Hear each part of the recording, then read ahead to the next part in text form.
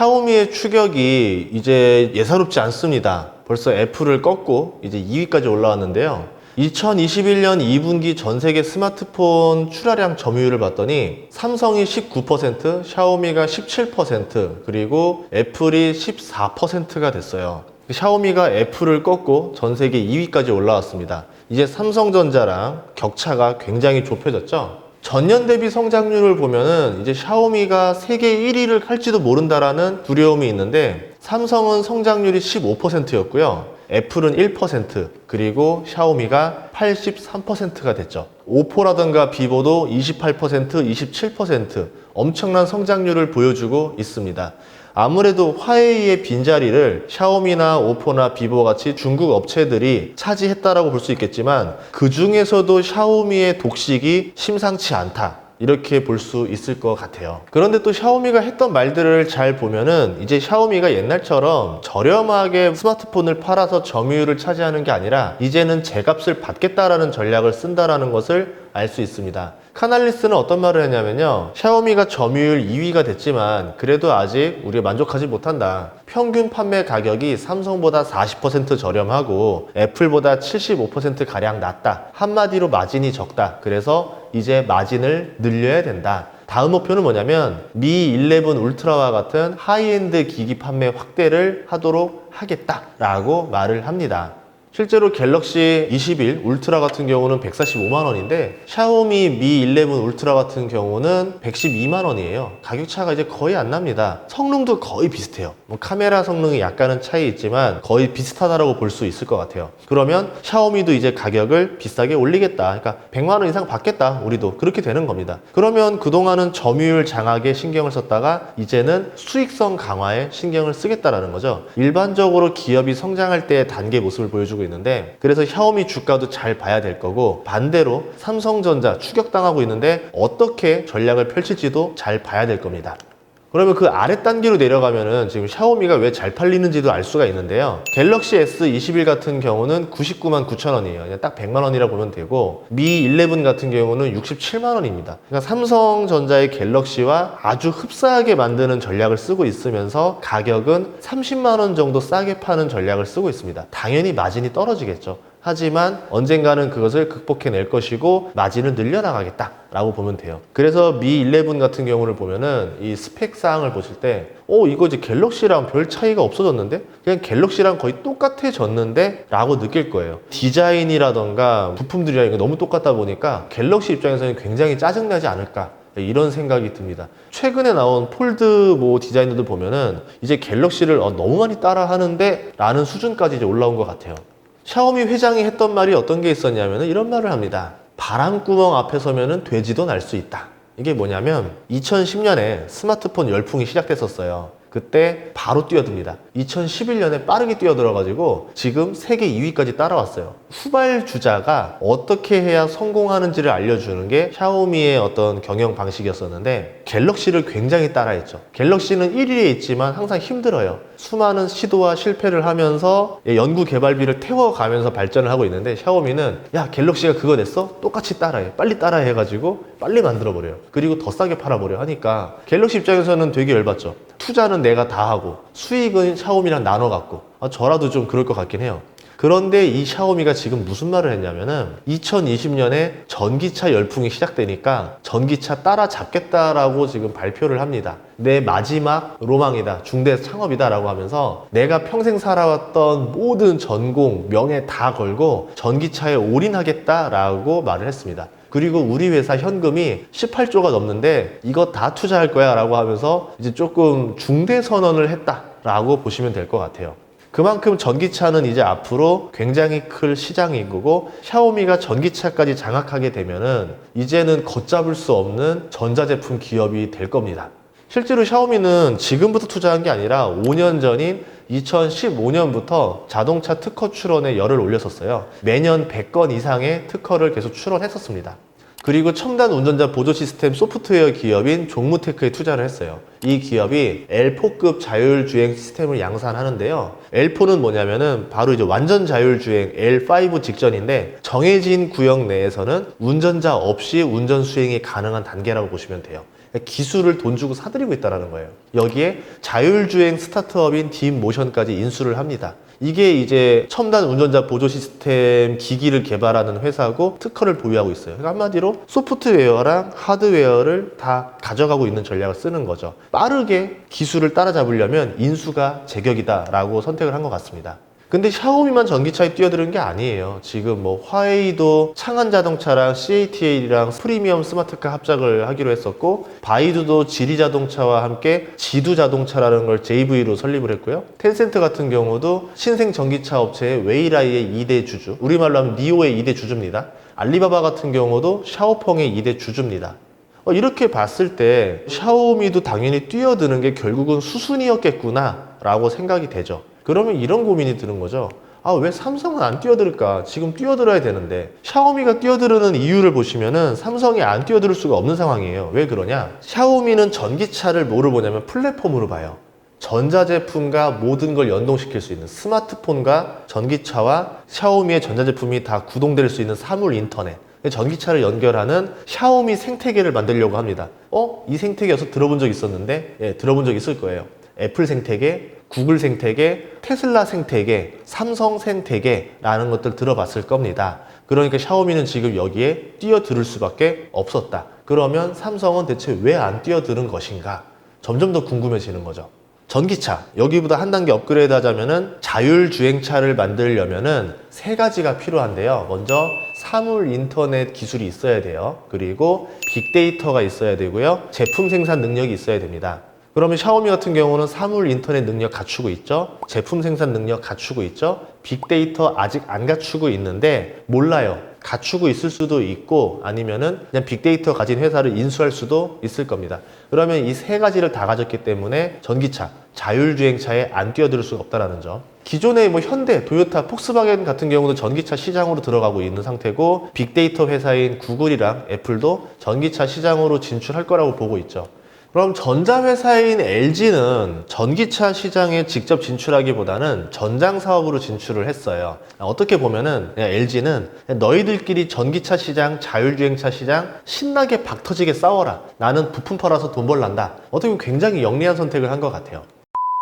그러면 삼성전자는 아직 직접 만들겠다 아니면 전장 사업을 하겠다 애매모호한 포지션입니다. 사물 인터넷 능력 가지고 있죠. 생산 능력도 가지고 있죠. 자동차 제작 경험까지 해본 회사예요. 그러니까 혼자서 다 할 수 있는데 왜 안 뛰어드는 거야? 굉장히 궁금하다라는 거죠. 그 이유 중에 하나는 뭐냐면 지금 우선은 삼성전자는 반도체 전쟁에 지금 전력을 다하는 중이에요. 여기에 지금 모든 병력을 다 동원해서 전투를 하고 있다라고 보시면 됩니다. 전력을 다해야지 이제 TSMC라던가 인텔을 이길 수가 있다라는 거죠. 그런데 전기차 시장을 또 안 들어갈 수는 없어요. 지금 들어가야 되거든요. 또 늦으면 타이밍을 놓쳐요. 스마트폰 시장도 갤럭시가 빨리 들어갔기 때문에 성공한 거지, 굉장히 늦게 들어갔으면 갤럭시가 지금의 갤럭시는 아닐 겁니다. 그러면 어떤 아이디어를 낼 거냐? 스마트폰은 삼성전자가, 안드로이드 시스템은 구글인 것처럼 협력 방법으로 들어가는 방법도 고려해 볼 수 있겠죠.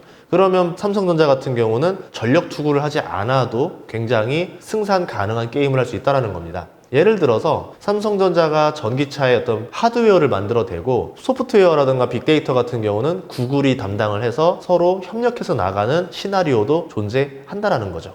최근에 어디서 힌트를 얻었냐면 삼성의 스마트워치 OS를 이제 안드로이드로 변경한다라는 거예요. 그동안은 그냥 자체적인 OS를 썼었는데 이제는 구글과 연동시키겠다라고 하는 거죠. 이게 왜 그러냐? 어떻게 보면은 이제 스마트폰은 사라지는 시장이 될 거고 전기차가 메인 되는 시장인데, 그러면은 이제 갤럭시 워치 가지고 전기차를 구동시킬 수 있고 모든 사물 인터넷을 조작할 수 있는 시장이 되는 거 아니냐. 한마디로 이미 구글과 어느 정도의 협업을 얘기해 놓은 게 아니냐, 이런 뉴스들이 있습니다. 구글의 자회사 웨이모 같은 경우는 세계 최대 자율주행차 기업이에요. 그러니까 이 회사가 구글카를 안 만들 리 없어요. 분명 만들 건데 지금 완전 철통 보안이라서 알 수가 없습니다. 경쟁사 대비 데이터베이스 보유량도 압도적이고요. 자동차 OS, 안드로이드 오토라는 것도 가지고 있습니다. 그러면 구글이 만들어내는 구글카는 전 세계 시장에서 1위를 할 가능성도 굉장히 높겠죠. 그리고 완전 자율주행 시스템이 이게 절대 단순하지가 않아요. 그냥 아무나 뚝딱 만들어낼 수 있는 이런 시스템이 아닙니다. 한마디로 생각처럼 빨리 보급이 어렵다라는 거죠. 지금은 당장 바로 나올 것 같아 보이지만 막상 바로 나오기 어려울 것이다. 한동안 시간이 꽤 걸린 뒤에 나올 것이다. 그래서 당장 지금 구글이나 삼성이 자신의 패를 일찍 보여줄 필요가 없다. 이렇게 판단했을 수도 있어요. 자율주행 시스템은 그냥 인간의 뇌랑 똑같습니다. 뛰어난 인공지능을 누가 가졌냐라고 하는데 알파고를 가진 구글이 인공지능 면에서는 지금 탑티어겠죠. 그럼 자율주행차는 뭐냐? 운전에서 자유라는 거거든요. 스마트폰처럼 통신이라던가 엔터, 사물 인터넷의 조작까지 가능해야 돼요. 완전히 플랫폼이 되어야 되는 거예요. 그러니까 단순히 달리는 기능에다가 우리가 그동안 없었던 기능들을 다 더해야지만 자율주행차인데 아까 말했던 완성차 업체들이 그동안 하지 않았던 기능들이 씌워져야 됩니다. 그러니까 결국 뭐냐면 이런 것들 누가 제일 잘하냐? 애플카라던가 구글카 같이 소프트웨어를 가진 빅데이터 업체들이 가장 잘할 거라는 거죠. 아마 이 업체들이 나중에 전기차 시대를 넘어서 자율주행차 시대를 평정할 가능성이 높다라는 겁니다. 애플카 같은 경우는 2024년에 등장할 것으로 우리가 보고 있어요. 지금 그래서 자체 독자 칩을 개발하고 있고 자체 통신 칩으로 좀 전환하는 중입니다. 아무래도 애플카를 위해서 본인들만의 생태계를 따로 구축하려는 것 같아요. 삼성 같은 경우는 2015년에 LG전자가 이제 뭐 전기차를 따로 만들겠다, VC를 독립했다라는 루머가 돌면서 2016년에 삼성도 부랴부랴 했던 게 있었는데 그게 전장 오디오 기업인 하만을 인수하는 겁니다. 그로부터 5년이 지났지만 지금 하만 가지고 통합도 제대로 못하고 지금 뭐 하는 거냐라는 비아냥을 듣고 있죠. 그런데 삼성전자가 전기차에 뛰어든다라고 하면은 어떻게 될까요? 우선은 먼저 어떤 신호들이 나올지 한번 보도록 합시다. 기본적으로 삼성의 보안은 철통입니다. 입이 굉장히 무거운 편이에요. 그래서 우리에게 어떠한 시그널을 안 알려줄 가능성이 훨씬 더 높습니다. 그냥 어느 날 갑자기 뭔가 발표가 턱 나올 가능성이 높아요. 아니면은 나왔을 때 동시에 여러 소식들이 막 나오면서 이미 벌써 우리가 알았을 때 늦은 순간 그렇게 될 가능성이 있습니다. 우선 제일 먼저 할 수 있는 것 중에 하나가 뭐냐면은 르노 삼성을 인수하는 방법도 있을 거예요. 아무래도 자동차를 만들면 그 밑에 뭐 핸들, 뭐 조향장치, 기어 여러 부품들이 필요하잖아요. 그거를 일일이 다 만들기 귀찮으니까 그냥 완성 자동차 업체를 인수해 버리는 거예요. 그런데 르노 삼성 같은 경우는 지금 국내 시장 점유율 최하위죠. 지금 적자 전환했죠. 직영 서비스 센터 매각 중이죠. 아마 이제 철수한다라는 소문이 좀 나고 있는데 이 회사의 삼성카드가 지금 20% 지분을 보유하고 있습니다. 그러면 나머지 80%를 매수해버리면 삼성 거가 되는 거죠. 이거를 매수해서 생산 기지를 확보하고 전기차 플랫폼으로 전환하는 방법이 있을 거예요. 이 소식이 나오면은 삼성전자는 전기차에 뛰어든다라는 게 거의 확실하겠죠. 아니면 또 다른 방법 중에 하나가 전기차 부품 회사들을 인수하는 거예요. 그냥 아예 전기차니까 우리가 새로운 플랫폼을 하나씩 만들어내겠다라는 마음으로 자율주행이 필요한 뭐 라이다 같은 기업들을 인수한다던가 아니면 뭐 기존 부품 생산 능력을 증설한다던가 아니면 전장 기업인 것처럼 페이크를 줬다가 실제로 알고 보니까 전기차를 다 만들어낼 수 있는 부품을 구조를 만든다던가 그러니까 생태계를 만들 수도 있다라는 거겠죠. 또는 부서 재편인데 LG 마그나 이 파워트레인 사례를 봤을 때 전자, 배터리, 카메라, 디스플레이 이걸 다 가지고 있습니다. 그래서 우리가 지금 맨날 루머에 나오는 게 이런 거죠. 애플카와 협력할 가능성이 높다라는 거죠. LG는 다 만들어낼 수 있어요. 하드웨어 자체를. 그럼 삼성 같은 경우도 뭘 가지고 있느냐? 디스플레이, 카메라, 반도체, 배터리, 수직 계열하고 다 만들었죠. 삼성도 지금 하드웨어는 혼자서 다 만들 수 있습니다. 전기차 구조로 재편할 가능성이 굉장히 높다. 이렇게 볼 수도 있어요. 그러니까 부서를 통합을 해가지고 아예 전기차 부서를 새로 만든다던가 아니면은 JV 형태로 해가지고 새로 회사를 따로 떼어낸다던가 물적 분할을 한다던가 이런 식으로 갈 수도 있다라는 거죠. 그래서 스마트카 시장에 대해서 이제 개인적으로 예상을 해보자라고 하면 저의 그냥 추측입니다. 개인적인 어떤 시나리오예요. 구글과 삼성전자가 힘을 합치고 애플과 LG전자가 힘을 합쳐서 전 세계의 스마트카 시장을 양분하려고 또 싸우지 않을까? 이거 어디서 많이 본 것 같은데? 과거에는 스마트폰으로 세상을 반으로 갈라서 싸웠다라고 하면은 이번에는 스마트카를 가지고 서로 세상을 반으로 갈라서 싸우지 않을까? 이렇게 생각을 해봅니다. 왜 그러냐? 구글도 그렇고 애플도 그렇고 본인들이 잘하는 게 있고 못하는 게 있어요. 그럼 본인들이 못하는 것 부분에서 가장 부족한 걸 채워줄 수 있는 회사가 삼성전자랑 LG전자입니다. 가장 강력한 경쟁력을 보유하려면 이들이 서로 힘을 합칠 수밖에 없다라는 거죠. 갤워치 OS를 버린 삼성 그리고 스마트폰을 버린 LG 뭔가 느낌이 오지 않아요?